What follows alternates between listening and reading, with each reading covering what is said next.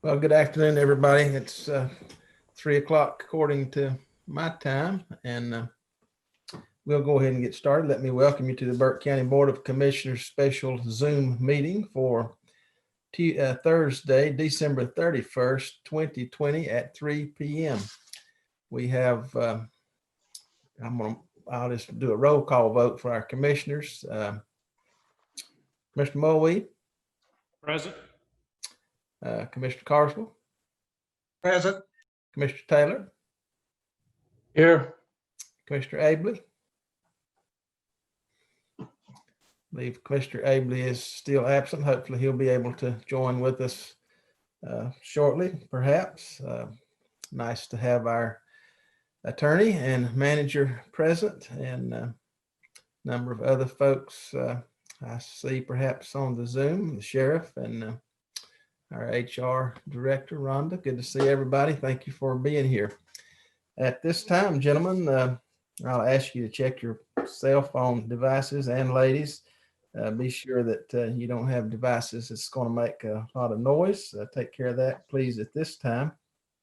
And if you do speak, please identify yourself in case we have difficulty determining who you are on the Zoom platform. So with that, we have had an agenda before us. Hopefully you've had time to look at that. I will ask for a motion to approve the agenda as at this time. So moved. Thank you, Scott. All those in favor, I'll do a roll call. Commissioner Mulvey, Yes. Mr. Carswell, Yes. Mr. Taylor. Yes. I vote yes also, Madam Clerk. That'll be 4-0. Thank you. We have two items on our agenda this afternoon. First item is the consideration of a hazard pay requests for election members, director, and staff. This comes from our Board of Elections. We discussed this item previously at our regular meeting and chose to move it forward for more information. And I think at this time, Debbie, are you present?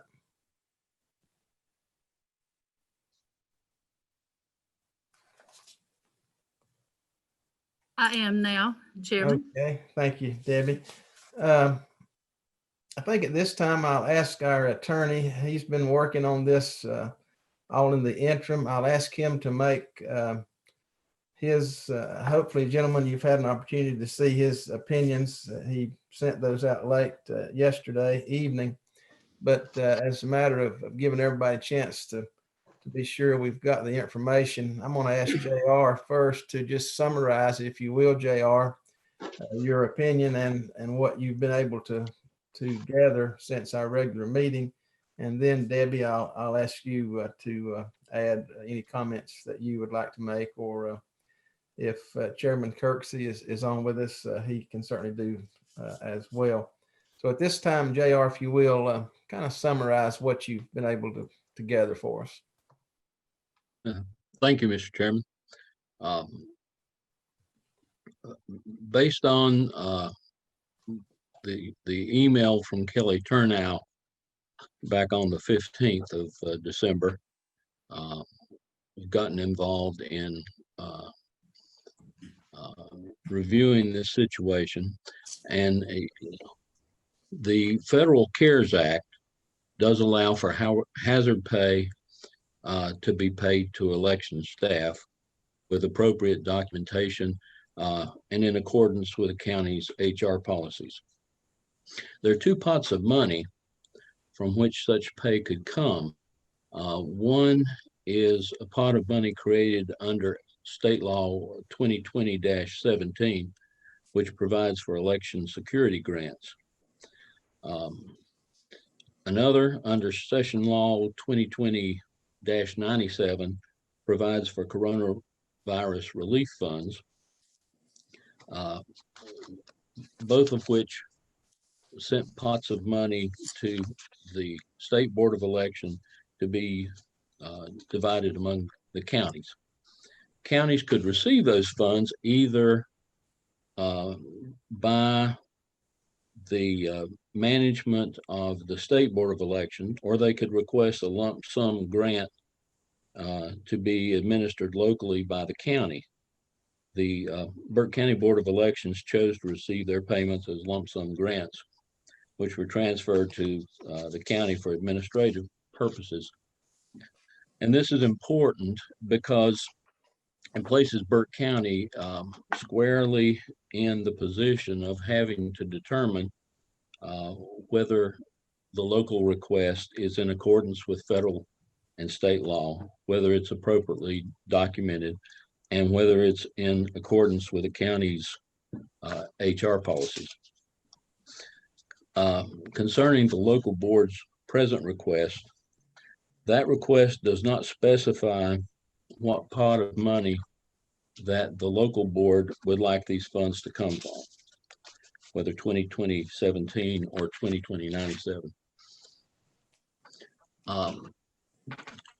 So that's something that has to be determined. The state legal counsel takes the position that a county government doesn't have legal authority to prevent county boards of election from receiving or using CARES Act funding in accordance with federal and state law. Counties have been left with the problem, though, of determining whether a requested distribution is in accordance with federal and state law. Concerning the local board's present request, it doesn't appear that this request has been pre-approved or pre-vetted by the State Board of Elections. I don't think they do that. Hence, the county is the gatekeeper. The county is going to have to determine whether or not the request fits our standards, because if, for example, you approve this grant, the county will write checks today, and those checks will be cashed, and that money will be gone. The State Board of Elections hasn't, to my knowledge, looked at this request and determined that it's in compliance with federal and state law. But the State Board of Elections takes a position that we shouldn't be concerned with that, because they and not the county will have the sole liability for funds that are distributed that aren't in accordance with federal and state law or adequately documented. That's where I disagree with them, because, as I said, the county is performing the gatekeeper function. The county is acting as de facto agent for the state board in writing these checks. And I feel certain that any funds that are released by the county that aren't in accordance with federal and state law or adequately documented will end up having to be repaid by the county. Received an email yesterday that was written by Kelly Turnow, the general counsel for the state board. And in responding to a question, she said that if the county board requested a lump sum, which they have, they would have to report what they spent the money on. And if it was not an eligible expense, I imagine they'd have to repay the money to the state board. Well, if the local board is forced to repay funds, its only source for that repayment would be the county.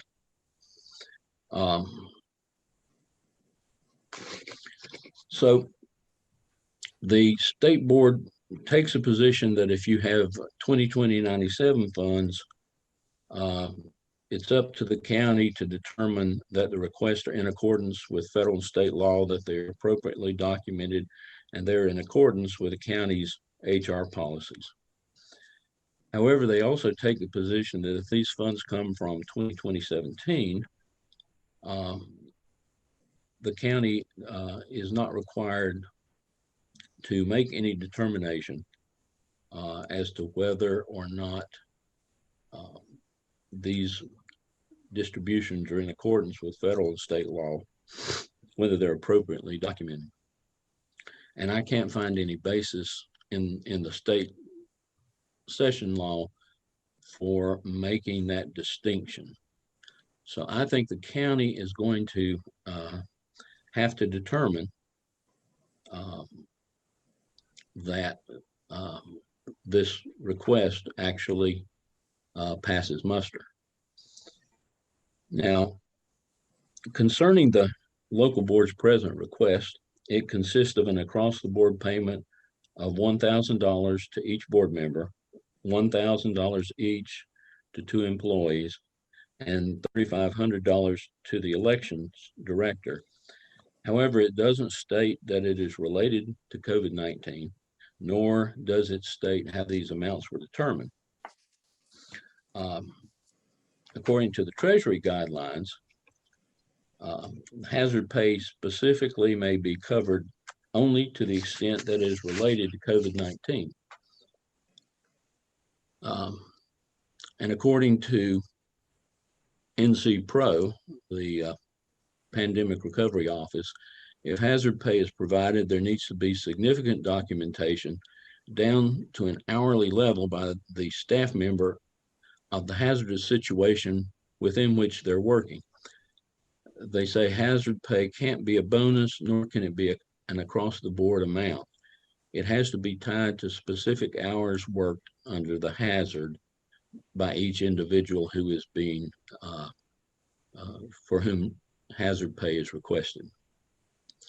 The local board's present request doesn't have any documentation of any sort that's been provided to connect the money as requested to COVID-19 or to hazardous duty or to the hours worked.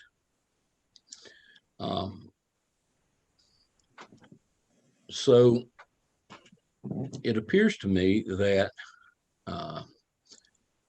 if we honor the request of the local board, we need to know first which pot of money it would come from. We need to see adequate and appropriate documentation that satisfies the finance director as to the appropriateness, and we need to fit it in accordance with the county's HR policies. And if that we don't do that, the county has a potential liability for and repayment of the sums that are requested and paid for. Now, there was a bit of good news that came in this morning. Ms. Mace forwarded me an email from Karen Bell, who is the executive director of the state board. And she says that they have received clarification from the U.S. Treasury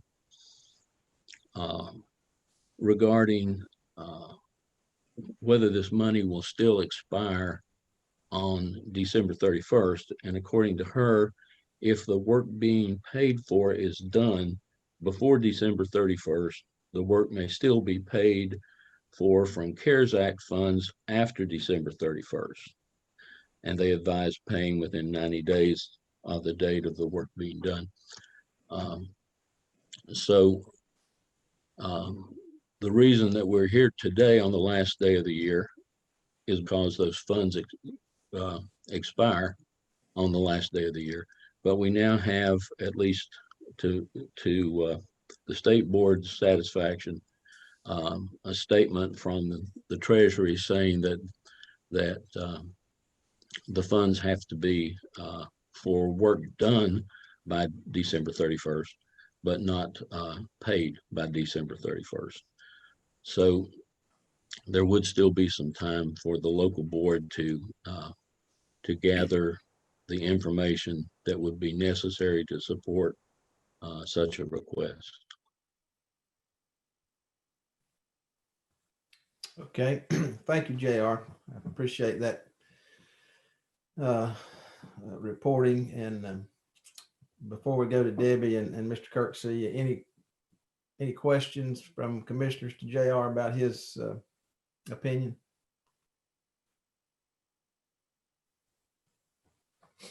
Mr. Okay. Chairman, I have several questions, but one in particular would, you need to go to page 2 of the letter he referred to from Mrs. Tornow, excuse me.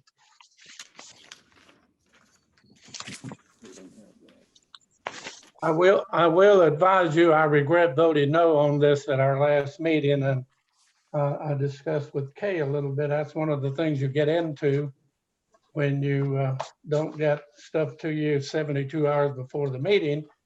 But top of that page from Kelly, it's highlighted in the first paragraph.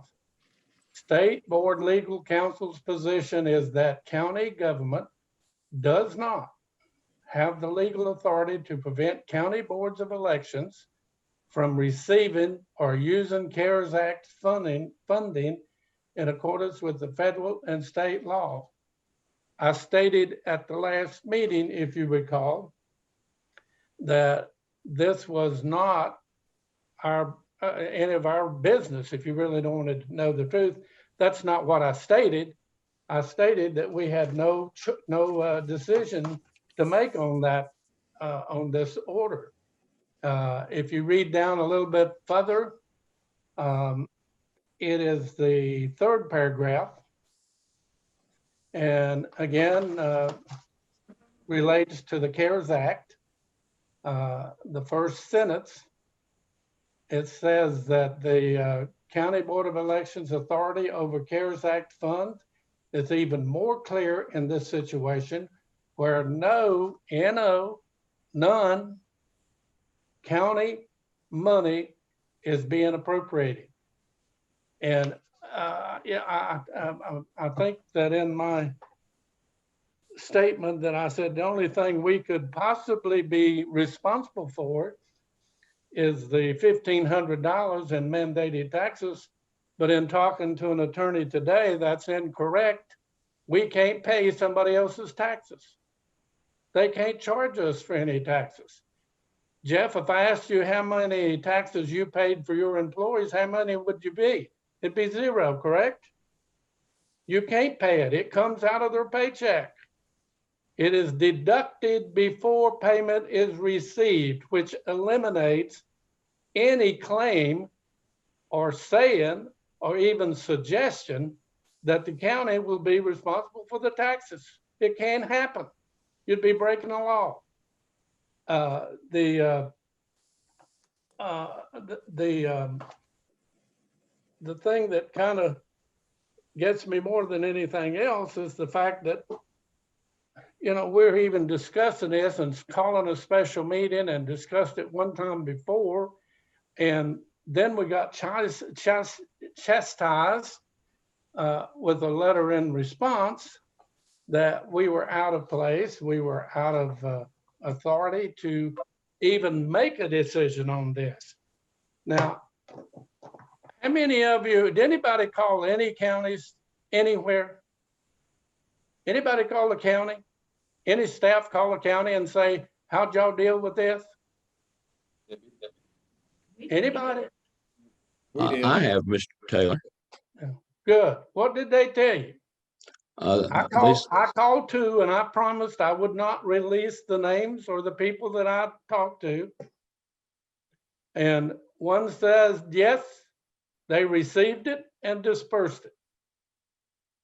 Another one said that they received it and half, I think she said, don't hold me to this. I was talking to the clerk, but anyhow, half went to the worker, to the poll workers, and half went to the staff. But again, folks, that's not our decision.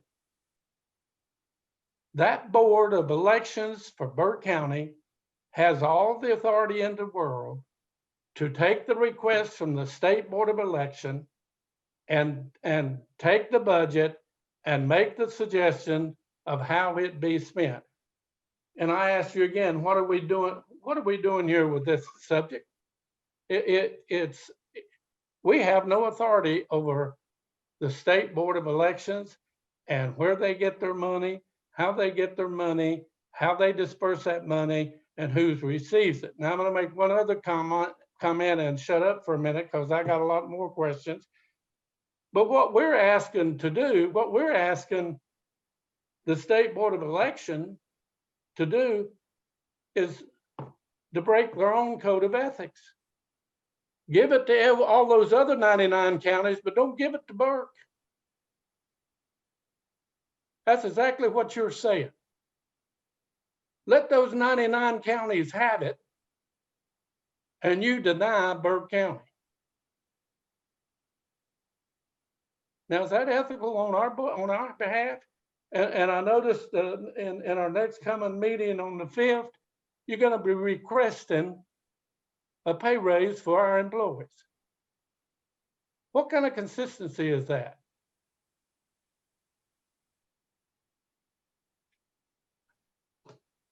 Mr. Chairman, I'll take a break. All right, you want to respond now, JR? Well, Mr. Taylor addresses a statement made in Ms. Turnow's email that says, State Board's legal counsel's position is that a county government does not have the legal authority to prevent county boards of election from receiving or using CARES Act funding in accordance with federal and state law. Why we are here is because of the last 7 words in that sentence, in accordance with federal and state law. We don't know that their request is in accordance with federal and state law. If we don't make that determination and it goes and we pay it out and it goes and is rejected by the State Board of Elections, then we have to pay it back. That's the reason we're here. Mr. Chairman, a response. JR, half of that statement's true, the other half is false. We do not carry the burden that the State Board of Election does on their actions. They can't blame you and I if they make a mistake. We would be kind of stupid to let that happen. No court in its right mind would say to Burke County commissioners, you messed up when we didn't have anything to do with it. It's like taking a guy to court and you have a false name on it. Won't happen.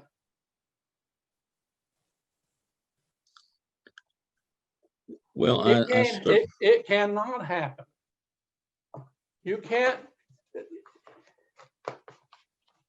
If one of my fellow county commissioners gets a speeding ticket, they can't force me to pay for it. Correct? no, If the I don't think they can. If the State Board of Elections makes a mistake, they can't make Burke County pay for it. It's just as simple as that. They're not making the mistake. They would be rejecting what the local board has spent their money on, and it would be up to the local board to repay it. And the local board's only source of funds is from the county. So the county would not spend money that has not been given or promised to or whatever. I think the problem with this whole situation is the deadline.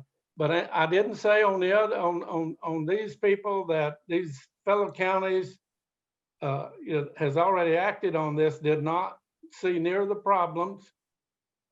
One of them did bring up the fact, which is a good fact. Do you start something that you got to give it to every other entity and you can't every other management level that you got? And the answer is no, we didn't give it. She agreed with me. Now, how can you be accused of playing favoritisms if you didn't do it? State board is doing this. State board should decide it. State board should carry it out. It is only a pass-through budget. for Burke County. That's all. Just like DSS and many others. It's just a pass-through budget. And we're arguing ridiculously over an item that we don't control and should never control. It's not a Burke County decision. It's a state board of elections decision.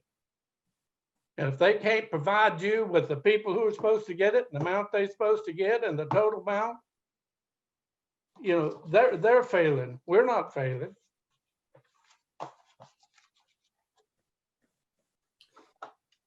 Mr. Chair, this is Trossie Wall. May I make a comment? Yes, sir. My comment would be that you already take money from us, the people who pay to run for office, the filing fees. We take that, we receipt it, and the money goes to you to be dispersed, whether it stays here in the county, if it's a local office, or whether it goes to the state. And so you already act as a pass-through depository for the Board of Election. We are not allowed to have our own checking account. And so you are our only source of being able to bring money in and expend it. So it's not a new concept. It's just new. This money coming from the federal government is new to all of us. Thank you, Mr. Wall. JR, I think you were about to comment of having made some contact with other counties. You want to tell us what you found out there? Well, what I was told by one county attorney was that something like this would be rejected outright and would never come before their board. And because it's one thing, you're asking for hazardous pay for board members. Another thing, your employees are subject to the same county HR policies that other employees are. So basically, they said that their local board wouldn't consider any proposal like this.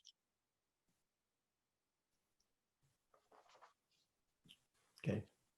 Chairman Britton, may I speak? Yes, ma'am. I don't know why we would be compared, but if we're compared with other entities within the county, I don't know of anybody that came in contact with over 44,000 people in a few weeks when COVID was raging. It started with us in August and went through the November election. We were exposed on a daily basis to thousands and thousands of people. Now, the reason I understand the check request should have said hazardous pay on there somewhere, not just COVID or whatever I put on there. I tell you the truth, I don't even remember at the moment. But the way that came about, this board, the Board of Elections board, met in a meeting. They voted upon the amount, which I knew nothing about the amounts, wasn't in the meeting, didn't want to be. I shouldn't have been. But we did confer with other counties, and other counties are already paid, done. They got no fight from anybody. The state board gave us the choice, and I talked with Margaret about that, and we both felt the same way about this. When you're offered money and you have one or two choices, either let the state take care of it for you or send the lump sum to the county. Now, it only made good sense to me to keep our eyes on our fries and do our own money. That's the reason that was chosen. Margaret and I talked about that at great lengths. We both agreed. We also agreed when we saw the money that was coming in that there was no way under the shining sun that we were going to spend all of that money. She made the comment, and so did I. We had that conversation, I can't tell you how many times. So with all these things factoring in, we're not going to have to pay something back. There is money there, more money. We didn't go spend crazy. We didn't buy all this stuff we wasn't gonna need. We didn't try to abuse this money. And all this board is asking is to help us because of the hazardous situation we went through. Johnny Carswell made the statement, he's trying to figure out how it could be termed hazardous. Almost 45,000 people in contact with us. That's how. And I don't know of another office where you sit behind or participate in your jobs that you've come in contact with almost 45,000 people, not to mention all the mail that comes through here with germs all over it. You know, it goes on and on. It is hazard. I don't know how you could possibly think it's not. That's all I got to say, Mr. Chair. Thank you, Debbie. Any other questions, comments from commissioners?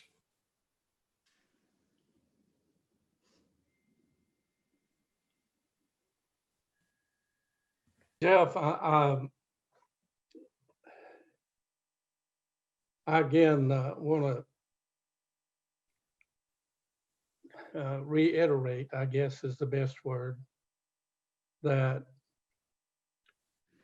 this board is addressing a concern that really should be considered like other things that it is. And what it is a pass-through budget mandated by a board who has more authority than we do on the subject matter, and that is the State Board of Elections. And I don't know that we've ever, in the 18 years I've been on this board, question the authority of those boards above us, especially at state and federal level. So you got to ask the question, why? Why has this come before us, and why most of the counties, well, I can't say most of the counties I have talked to, it was just handled as a due process.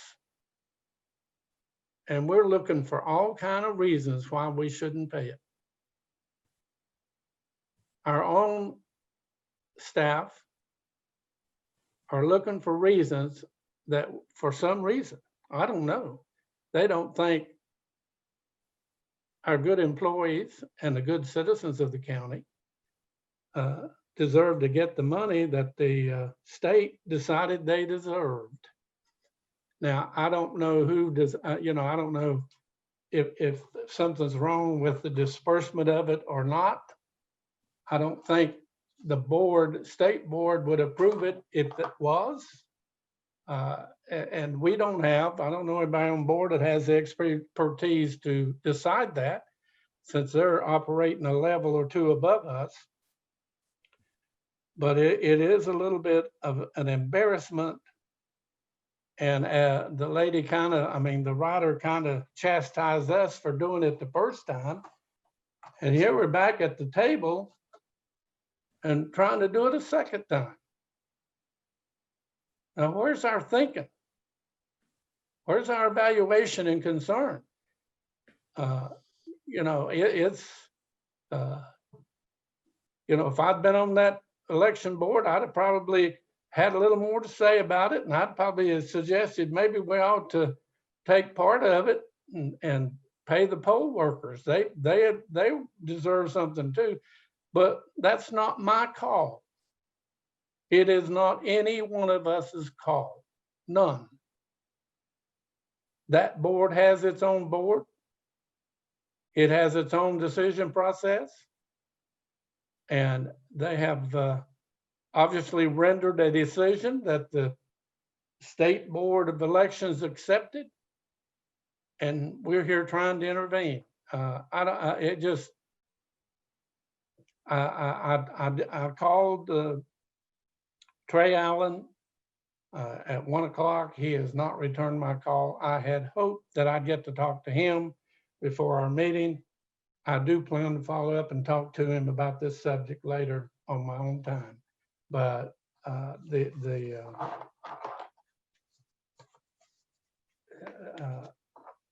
think if there's a question, it's a Margaret Pierce deal. And all she has to do is request person by name and the amount that was approved for that person. And it's like anything else, it's a pass-through budget. And again, I don't think you're thinking, or most of us are not thinking about the pearl we put in the own state board of election in. You want me not to give them nothing and I give the 99 others something? So why would you, what are you going to say when they say, what is the holdup? Why did you do this? I have not heard a legitimate answer. Not one legitimate answer to deny what the state board has requested. Not one.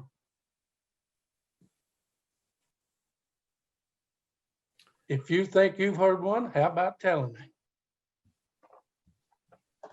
Well, I'll tell you what I think is the biggest issue we have with it, Commissioner Taylor, is when we accepted the money on behalf of the Board of Elections, we had done that with the agreement that we would assure that any funds that we paid out met the requirements of the federal and state rules. And that's what we're looking for. And that's what's disturbing Margaret.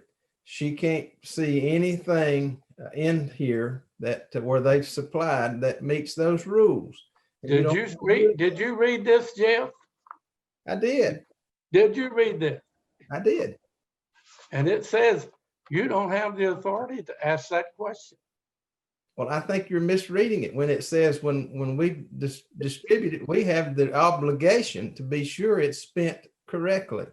That's all we're after. I think that's all Margaret's after.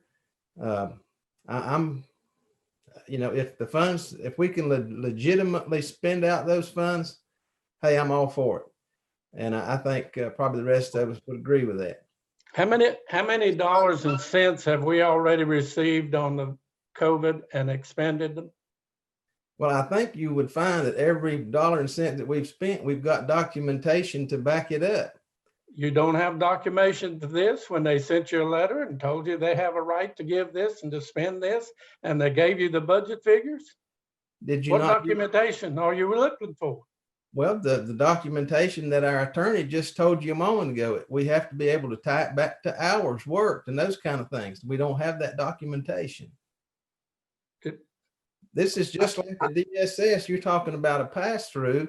We deal with this same thing at DSS. If we misspend something at DSS and the state audits it 2 years from now and says, oh, you messed up. Hallelujah. But we didn't do that, did we, Jeff? Those funds we were obligated for. Yeah. But DSS made the corrections, not Burke County. That's the whole point. You're barking up a tree that there's not a squirrel in. I don't know how this is so misconceived. It's simple as ABC to me, and we do not have authority to alter what the State Board of Elections has rendered.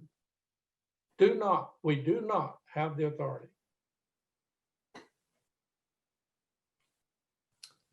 Any other comments on this subject? Yes. Okay. Mr. Britton, may I just speak one more second? Something somebody said triggered something in my mind.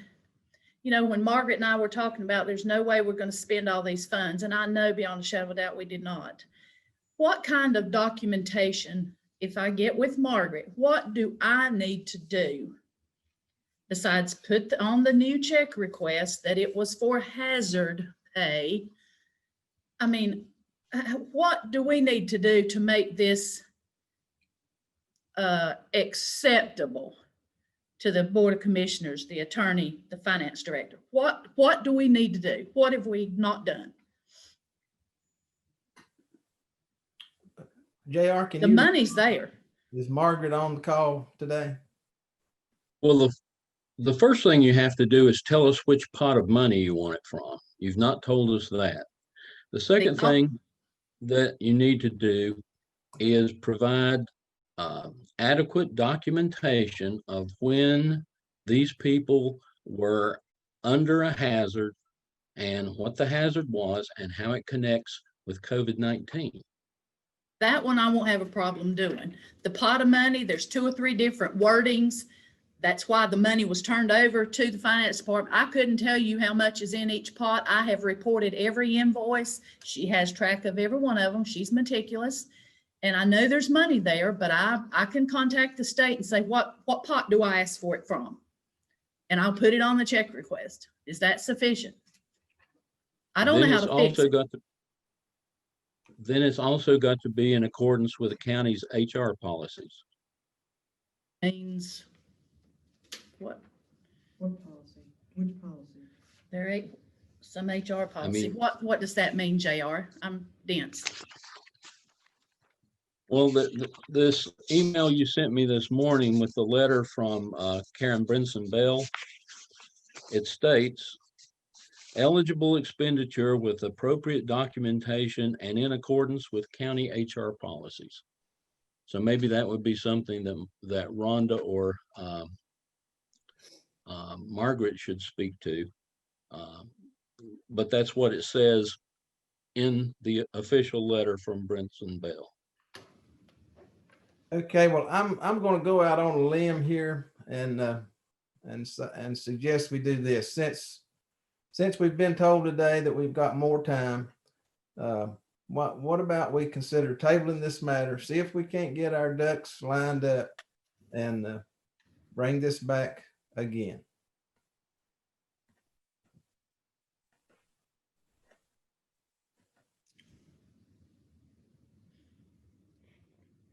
May I respond to that, Mr. Chairman? Yes, you may. Why do you want to bring something back again that ain't your decision to make? Why? It's ridiculous. Well, I think This should have been the only way that we should get involved in this project is that when the money comes in, we would have to amend the budget to have a record of the money. That's all. well, Commissioner, We don't get to decide who gets the money. We don't get to decide how much the money is. We don't have to get to decide any of that. So, you know,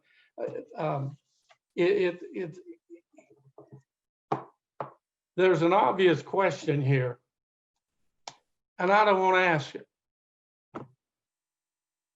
But every one of the county commissioners should be asking that question.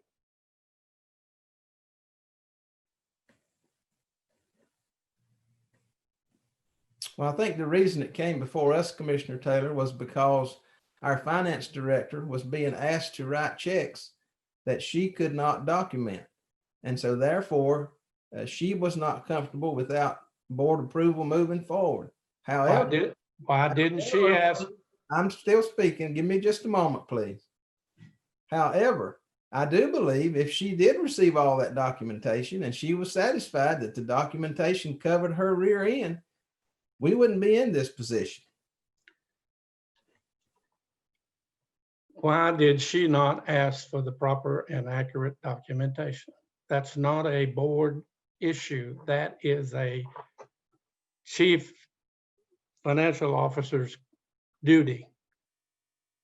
Well, I think perhaps she felt pushed when she received the check request a day or two before it needed to be processed, and she didn't have the documentation. So, County Manager, you want to speak to any of this?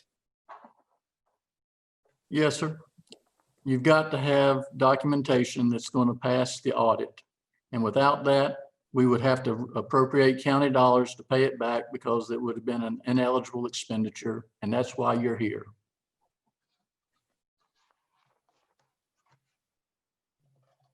Mr. Chair, this is Trossie Wall. May I speak? Yes, sir. If we satisfy the state's requirement for documentation, will that meet your requirement of documentation, or are you gonna need additional documentation?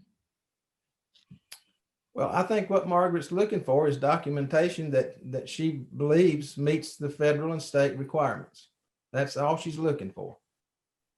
So if we can work with the state to get that, we can proceed. Well, I don't want to speak for Margaret because I don't have that responsibility, but Brian or JR, do you want to speak to that? This will have to be submitted to the finance officer for her review and for her to put in the file, just like it has been for all the other COVID expenditures we've gone through. And it's been made clear, even with the state, saying that you've got to have adequate documentation and the expenditure has to be reasonable. Mr. Chairman, can I speak? Yes, sir. This has been going on forever, and obviously we were asked this in the last minute without any documentation, except for a letter. I don't think the proposal, it was not properly proposed. I don't know why it actually came before us, to be perfectly candid at this point. I think it was way too early. Personally, unless all the ducks are in a row and our county attorney and our finance officer, until they're comfortable with their interpretation, I don't see why it comes before us. Again, just my personal opinion.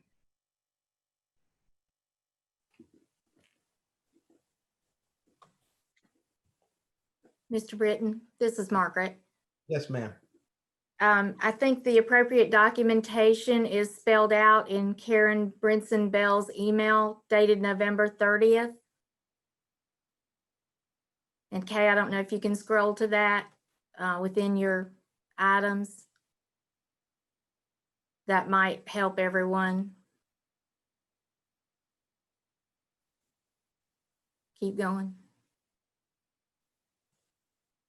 Right down there, I believe it's highlighted. That is from the executive director of the State Board of Elections. And she states this is what needs to be done in order to consider hazard pay. That is what we're looking for, is documentation that meets the state's director's email. And once again, Mr. Chair, I would state again, these are details that I don't see why we're hashing this out at this point. Obviously, there's nothing it doesn't sound like there's any way we can make any decision, just like we couldn't last time. What I would say is if there's questions from the Board of Election, we shouldn't sit here and hash through it for the next 2 hours. What they should do is get together with Margaret and our county attorney and our county manager and work this out, period.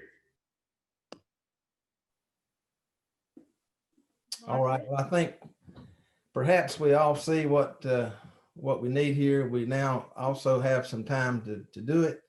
So, gentlemen, I'll entertain a motion at this time. Mr. Chairman, I would make the motion that we revert this issue back to our finance officer and management staff, and that they seek whatever records and reports they need to be in compliance and issue the checks. All right. Thank you, Commissioner Taylor. You've heard the request. I'll do a roll call vote at this time. Those in favor of the motion, Commissioner Mulvey, Yes. Commissioner Carswell, Yes. Commissioner Taylor. Yes. I vote yes also. That'll be 4-0, Madam Clerk. All right, this brings us now to item number 2. This comes from our county manager, employee compensation policy related to pandemic amendment to section sick leave, or section 7.04. And by the way, Board of Elections and Ms. Mays, thank y'all for being here. I'm sorry this has been a difficult item, but I hope that we can move forward. And Mr. Kirksey, well, I can't tell who all is in the room there, but Debbie, again, thank y'all for being here today. With that, Mr. Manager, item number 2. Thank you, gentlemen. As you know, today is the 31st and the federal benefits are in today. And we just don't believe that it'd be appropriate to go into the new year and not offer this, extend this to employees that have been fortunate enough to date not to have experienced COVID or having to been out because of a test, waiting for the test results to come back. So we are requesting the board to consider an extension of this particular leave, but it would be a total of 80 hours. So if they've used 20 hours under the federal program, they would only have 60 hours with us. Or if they've used none and say they become ill in February, then the 80 hours would be available to them. And Rhonda, if there's anything I'm missing here, or Margaret, please step in, please.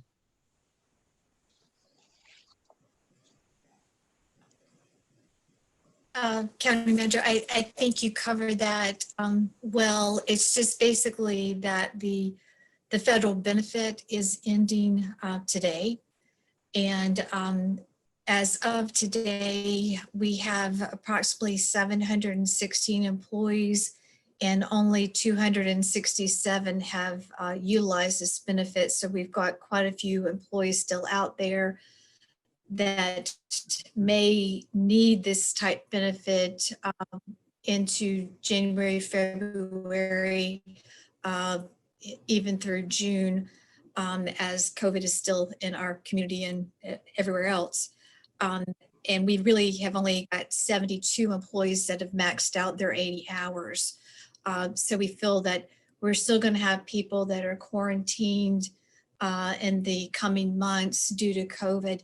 And we would just like to extend the same benefit that our other employees have received from April until today. Okay, thank you, Rhonda, Brian. Any questions for staff on this matter? Mr. Chairman, I have a couple general questions and does not have to be answered today. But I would like to know how much more this has cost Burke County in this budget year this far, and what impact will it have on the extension? How much more money is anticipated to take care of this? And I know you can't ever predict who's going to get sick, so I know that's a and the main question, if I wanted an answer to a question today, if I worked for the county and I wanted to declare myself sick, how many times can I do it? You got an 80-hour limit, but can I do it 4 or 5 times in a row? Can I do it 10 times a year and blame it on COVID? Commissioner Taylor, I'll try to answer that for you.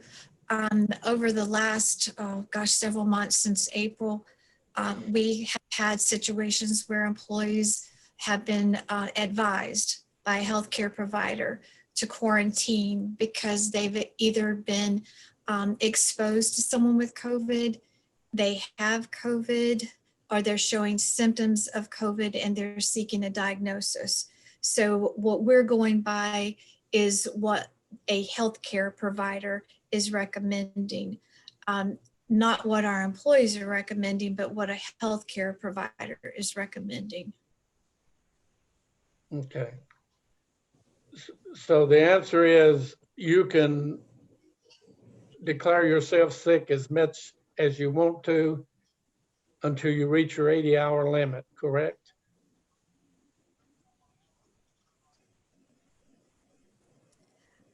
No, you can't declare yourself sick. We actually tell our employees, please don't come to work if you are sick, because we do not want to spread the virus to other employees.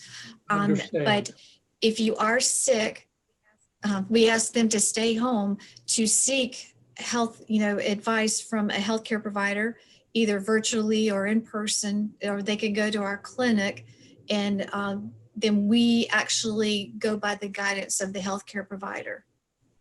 Okay.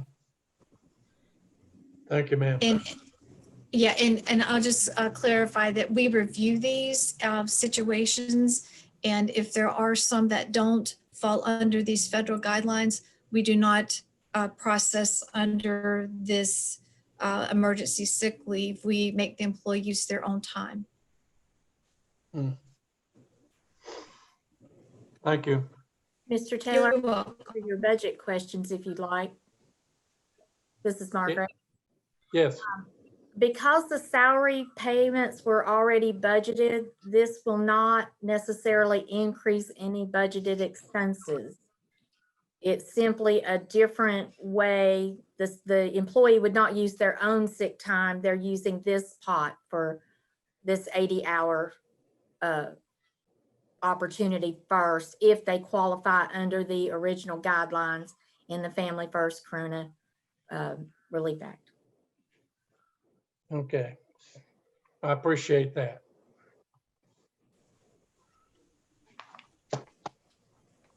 Any other questions for staff on this matter? I think Rhonda, you know, we've dealt with this at my workplace as well, and then from the private perspective, if I understand the rules, and I realize in government this may not be your thing, but maybe you can answer this just for all of our information. From a private perspective, an employer that allows, you know, folks to use the federal leave, they get a tax offset of some kind. But in our position, because we're not a taxable entity, I suppose, Margaret, what you're saying is that money comes forth out of our normal budgeted salary expense. That's correct. We do not receive the tax benefit on the employer portion of the Social Security tax and Medicare tax. Okay. Hearing no further questions, I'll entertain a motion on this item. Mr. Chairman, I move to extend the emergency paid sick leave portion of the Families First Coronavirus Response Act through June 30th, 2021. All existing qualifying conditions and the original 80-hour limit still applies. Thank you, Mr. Vice Chair. Gentlemen, you've heard the motion. Commissioner Moe, Yes. Commissioner Carswell, Yes. Commissioner Taylor. Yes, And I vote yes, that'll be 4-0, Madam Clerk. All right, that's all I have on our agenda today. Any other news for the good of the group? Happy New Year and don't catch the COVID. Boy, ain't that the truth. Perhaps you've seen our press release. I'll just mention it for today, our COVID release. Numbers were high again today. Just keep in mind that we're seeing catch up from the Christmas holiday, and I'm sure that we'll continue to see that for the next couple of weeks because, of course, folks were closer together through the holidays, and some of our testing locations were closed through the holidays. And so we're seeing a lot of catch up in those numbers, a lot of test reports that are coming out of labs in bulk where the labs also were closed for a couple of days. So not to minimize the numbers, but just be assured, I think, for the next several weeks, we're going to see increased numbers just because of activities and labs and things being closed through the holidays. So I just throw that out for information. Anything else we need to cover? Madam Clerk, you good? Okay. I'll entertain a motion to adjourn. So moved. All right. Thank you. Commissioner Moe, Yes. Commissioner Carson, Yes. and Mr. Taylor. Yes. And I vote yes. We'll be adjourned. Thank you. Happy New Year. Happy New Year. Happy New Year.